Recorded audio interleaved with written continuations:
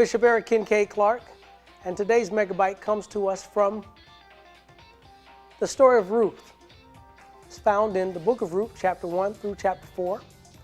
And we're going to snatch an episode of the story of Ruth. Once Naomi has gotten back to Bethlehem, she has lost her husband and her 2 sons, and even one daughter-in-law stayed back. And now all that Naomi had was Ruth. Ruth was instructed to go and glean in the fields. A gleaner was a person that would literally get the scraps of the harvest after the harvesters came through the field. And Ruth found herself gleaning in a distant relative of Naomi. His name was Boaz. He was a wealthy man.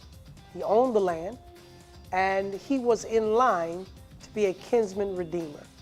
He was not the first person in line that could have purchased the properties of Naomi's deceased husband that would have also entitled him to marry Ruth. But there was another gentleman in front of Boaz.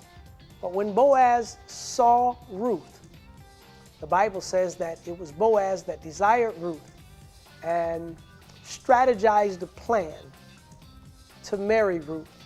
And that's exactly what he did. Boaz marries Ruth and redeems Naomi from her poverty. You know, God has a way of orchestrating things that is beyond our control. I say to you today that God's ways are not our ways, His thoughts are not our thoughts, and as far as the heavens are above the earth, so are God's ways above our ways. But you can rest assured that this: if you delight yourself in the Lord, He will give you the desires of your heart, even as He did with Ruth. I'm Bishop Eric Kincaid Clark, and this has been your Megabyte.